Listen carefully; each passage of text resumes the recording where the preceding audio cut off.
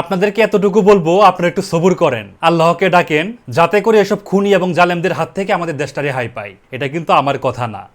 আপনাদের কাছে শুধু এটুকু বলবো যে আপনারা সবর করেন আর আল্লাহকে ডাকেন যেন এই সমস্ত খুনি জালেম এদের হাত থেকে আমাদের দেশটা যেন রেহাই পায়। অবশেষে আল্লাহ আমাদের কথা শুনছেন।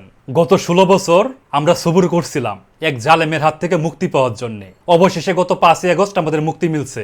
উনি সেই জালেম যিনি গত 5ই আগস্ট তার নেতাকর্মীদের বিপদে পাইলা দেশ ছাইরা পালায়া গেছে। উনি সেই জালেম যার পিয়ন 400 কোটি টাকার মালিক হয়ে গেছিলেন, যিনি নাকি প্লেন ছাড়া যাতায়াত করেন না। উনি সেই জালেম যার হাত ধইরা কোটি কোটি টাকা বাংলাদেশ থেকে পাচার হয়ে গেছে।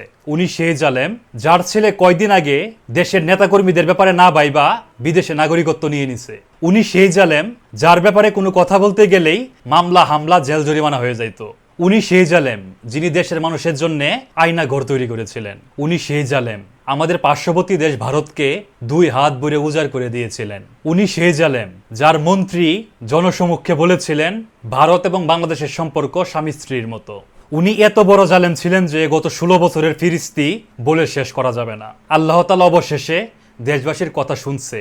শেখ হাসিনা যখন এই কথাগুলো বলতেছিলেন তখনও কি তিনি জানতেন যে গত 5ই আগস্ট তার সাথে এমন কিছু ঘটতে যাচ্ছে যার কারণে তাকে দেশ ছেড়ে বিদেশে পালায়া যাইতে হবে? কথাই আছে না, পিপিলিকার পাখা গজায়, মরিবার তরে শেখ হাসিনারও পাখা গজাইছিল। কারণ উনি কোনো আইন আদালতে তোয়াক্কা করতেন না। উনার যেটা ভালো মনে হইতো সেটাই তিনি করতেন। দেশের সার্বভৌমত্বকে বিদ্যাঙ্গুলি দেখায়া অন্যের হাতে সবকিছু তুলে দিয়ে আসতেছেন। উনার পিয়নকে 400 কোটি টাকার মালিক বানিয়ে দিতেছেন। রিজার্ভ খাইতে খাইতে 42 বিলিয়ন থেকে 14 বিলিয়নে নামায় নিয়ে আসছিলেন।